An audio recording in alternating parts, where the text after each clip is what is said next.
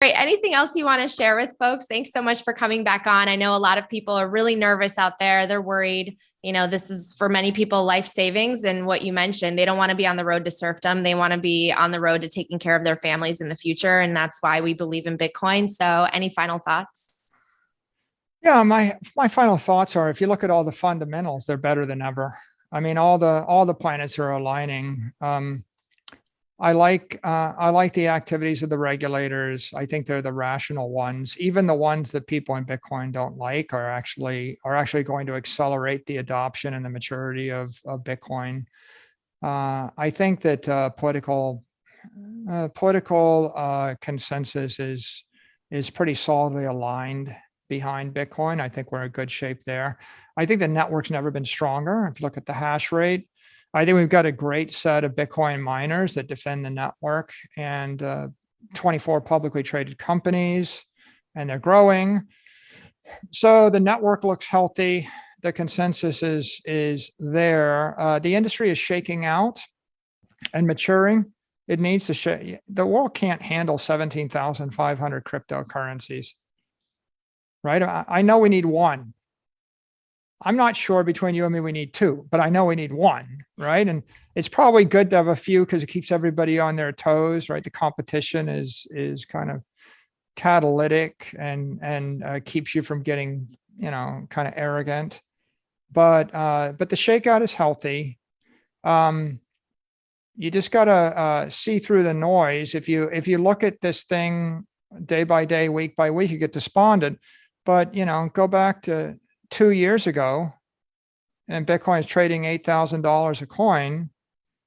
It was $4,000, at the bottom of March. But when MicroStrategy made their first buy, it was between 10 and 12,000.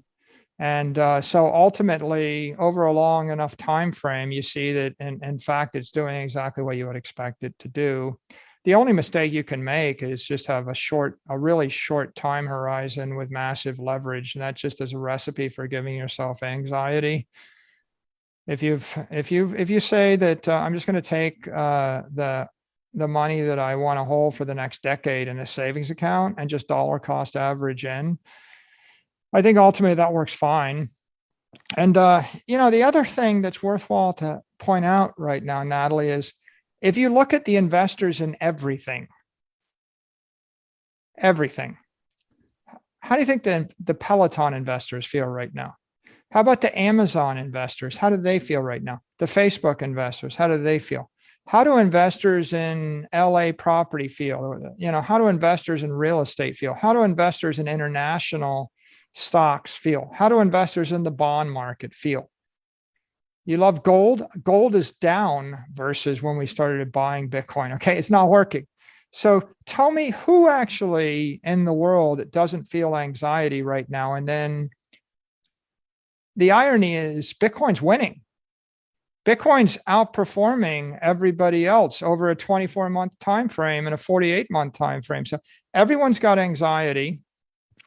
And the real question is, what's the safe haven right now?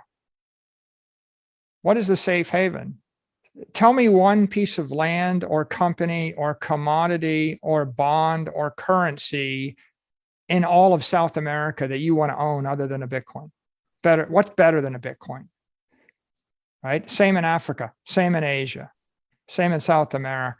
So the world's full of a lot of chaos and a lot of anxiety.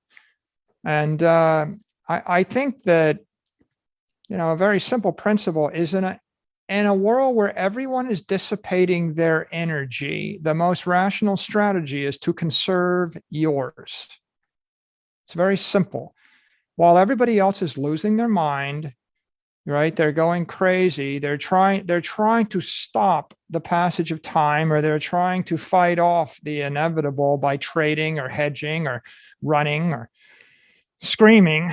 The right thing to do is just do the Bruce Lee move where you just sit down in a lotus position and take a deep breath and chill and wait.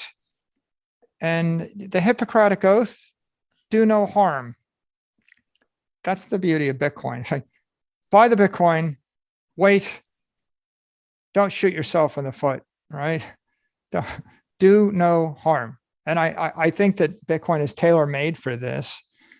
And if you take that point of view, then I think you're fine. And then you don't really get caught up in all this other hysteria.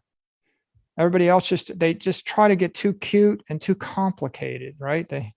Too much motion, too much speed, too much complexity, and they lose sight of the big picture, which is, at the end of the day, Bitcoin is the most secure, least risky, most understandable, most indestructible thing in the universe right now. There's nothing less risky. And so you can't eliminate all uncertainty in the future. But if you're trying to minimize uncertainty, you buy a big tech monetary network that's a dominant near monopoly, if not a monopoly, that doesn't have employees or a company and a management team, and it doesn't have a headquarters, and it doesn't have income taxes, and it doesn't post quarterly results, that isn't captured by a corporate interest, or it isn't captured by a nation state. And you just join that network and you wait and let nature do its work, because most every other strategy is going to underperform, if not underperform. I think people are starting to realize now that there's no silver bullet here. Well, I speak for a lot of people when I say I, for one, am so relieved that Michael Saylor is not losing sleep at night with Bitcoin's price hovering around 29K, 30K.